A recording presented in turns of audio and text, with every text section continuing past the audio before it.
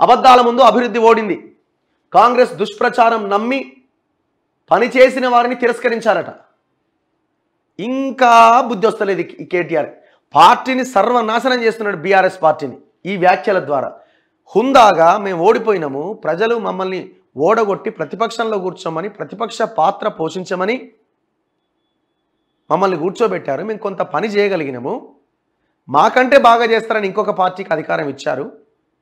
So మీకు మీ ఆలోచనలకు అనుగుణంగా మేము ఏమైనా లోపాలు ఉంటే సవరించుకుంటాము. ఇది ఒక లీడర్గా హుందాగా చెప్పాల్సిన మాటలు ఇవి. అప్పుడు ప్రజలు నిన్ను యాక్సెప్ట్ చేస్తారు. ఆడ నెల రోజులు కాలే గవర్నమెంట్ వచ్చి వాళ్ళని తిడతావు. నువ్వు కనీసం ప్రజలు ఇచ్చిన తీర్పును కూడా స్వీకరించవు, కనీసం డైజెస్ట్ చేసుకునే పరిస్థితిలో కూడా లేడు.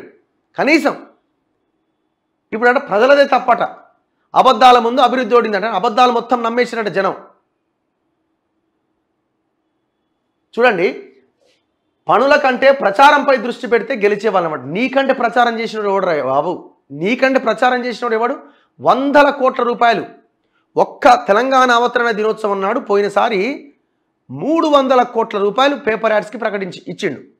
మీరు గమనించిరా? ఏ రాష్ట్రంలో ఏ భాషలో యాడ్స్ ఇవ్వాలో అన్ని భాషలు ఇచ్చేసిండు.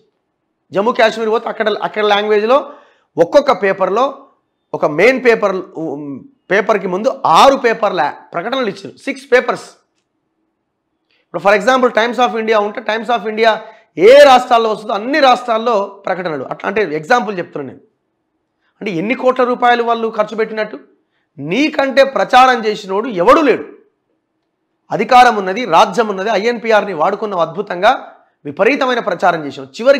చివరికి ఇన్స్టాగ్రామ్లో వాళ్ళు ఏదో పొట్టగూటి కోసం సెలబ్రిటీలు ఇన్స్టాగ్రామ్లు పెట్టుకొని వాళ్ళు బతుకుతూ ఉంటే వాళ్ళని కూడా డబ్బులు ఇచ్చి అందులో ప్రచారాలు చేయించినావు.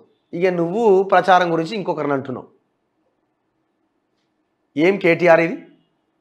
ఏ మెట్రో పిల్లర్ నన్ను వదిలిపెట్టినవా ప్రచారానికి? ఏ మెట్రో పిల్లర్ నన్న బ్యానర్లు కట్టొద్దనేమో ప్రతిపక్షాలకు చెప్తావు. ప్రతిపక్షాలు కట్టినప్పుడేమో అధికారులు వచ్చి ఉడవిక్కబోయేటోళ్ళు. మీరు మాత్రం మొత్తం హైదరాబాద్ అంతా రాష్ట్రం మొత్తం ఫ్లెక్సీలు, బ్యానర్లే. ప్లాస్టిక్ వాడొద్దు, ఈ బ్యానర్లు మనం లీడర్ అనేటోడు ఇల్లు ఉంటాడా, ప్రజల గుండెల్లో ఉండాలి, తిరగాలి, మళ్ళీ ఈ సొల్లు కథలన్నీ. గిరిజనులకు ఎంతో చేశాం, అయినా పూర్తి మద్దతు ఇవ్వలేదు. ఏం చేసిండు గిరిజనులకి? ఏం చేసిండు ఈయన గిరిజనులకి? ఎంతో చేశామంటే తీసుకుపోయి జైల్లో పెట్టిండు. ఖమ్మంలో, మహబాద్లో పచ్చి బాలింతలను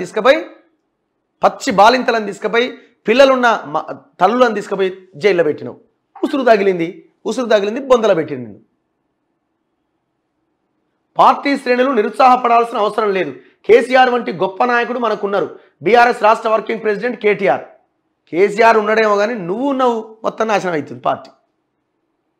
నువ్వు నీ చెల్లె కదా మొత్తం పార్టీని ఆగం చేసి ఖతం చేసింది. ఇంకా చూడండి, కార్యకర్తలే ఓడించిరట. ఎవరు? బీఆర్ఎస్ కార్యకర్తలట. బీఆర్ఎస్ మాజీ ఎమ్మెల్యేల వ్యాఖ్యలు. అభ్యర్థిని మార్చమన్నా వినలేదంటూ డోర్నకల్ నేతలు, కార్యకర్తల నిరసన. కార్యకర్తల పట్ల నేతల వైఖరి మారాలి. మానుకోట సన్నాహక భేటీలో కడియం. గింత ఘోరంగా చివరికి బీఆర్ఎస్ పార్టీ కార్యకర్తలు వాళ్ళంతా ఎవరండి పాపం? తెలంగాణ ఉద్యమం నుంచి 2001 నుంచి పోరాటం చేస్తూ బయటికి రాలేక అరే ఏదో మా ఉద్యమ పార్టీ అన్న ఒక ఆలోచనతోనే అదే పార్టీలో ఉన్న వాళ్ళంతా చివరికి వాళ్ళని కూడా జనాన్ని అవమానిస్తిరి. నీ పార్టీ కోసం కష్టపడ్డ కార్యకర్తలను కూడా అవమానిస్తిరి. ఈ బ్యాచ్ ఏమో ఈ కేటీఆర్ కవితనేమో మాజీ ఎమ్మెల్యేలు, సిట్టింగ్ ఎమ్మెల్యేలు వాళ్ళకి టికెట్లు ఇవ్వడం వల్ల ఓడిపోయినామంటారు. వాళ్ళేమో కార్యకర్తలను అంటారు. ఏమన్నా వచ్చిందా పాపం బీఆర్ఎస్ కార్యకర్తలకి 10 సంవత్సరాలుగా? ఒక పదవి, ఒక రూపాయి. వీళ్ళు మనుషుల నిత్యం అభివృద్ధి అంటూ పనులపై దృష్టి పెట్టడానికన్నా ప్రచారానికి ప్రాధాన్యత ఇచ్చి ఉంటే అసెంబ్లీ ఎన్నికల్లో ఖచ్చితంగా గెలిచే వాళ్ళమని బీఆర్ఎస్ వర్కింగ్ ప్రెసిడెంట్ కేటీఆర్ అన్నారు. నోటికొచ్చిన హామీలు ఇవ్వడంతో పాటు కాంగ్రెస్ వాళ్ళ తప్పుడు ప్రచారం నమ్మిన ప్రజలు బాగా పనిచేసిన నాయకులను కూడా తిరస్కరించారని తెలిపారు. తెలంగాణ భవన్లో మహబాద్ పార్లమెంట్ నియోజకవర్గ సన్నాహక సమావేశం నిర్వహించారు. ఇప్పుడు నువ్వు కూడా ఇచ్చినావు కదా హామీలు. వాళ్ళు 4000 పెన్షన్ అంటే నువ్వు 5000 అంటివి. ఏమీ లేదు. నువ్వు వాళ్ళు 500 సిలిండర్ అంటే నువ్వు 400 అంటివి. ఏం హామీ ఇవ్వలేదు చెప్పవైతివి నువ్వు. 2014లో ఇచ్చిన హామీలు నెరవేర్చినవా? 18లో ఇచ్చిన హామీలు నెరవేర్చినవా? తెలంగాణ ప్రజలు ఆలోచించాలి, బీఆర్ఎస్ కార్యకర్తలు కూడా ఆలోచించాలి.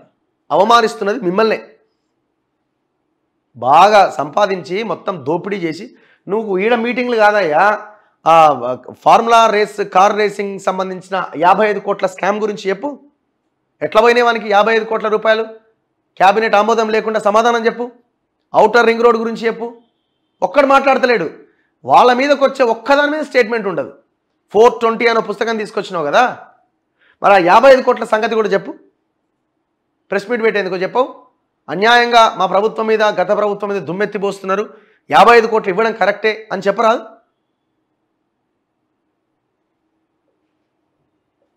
ఈ బీఆర్ఎస్ పార్టీ నుంచి ఈ కవితని, కేటీఆర్ని తప్పియకపోతే ఆ పార్టీ అతి త్వరలో కొలాప్స్ కాబోతున్నది. ఆల్రెడీ ఎంపీ ఎలక్షన్లో ఒక సీట్ ఏమన్నా వస్తే ఆ మీదకి రావాలి, అది కూడా కేసీఆర్ పోటీ చేస్తే అది కూడా వచ్చే అవకాశం కనబడతలేదు. పార్టీని మొత్తం బొందబెట్టడానికి రెడీ అయ్యారు.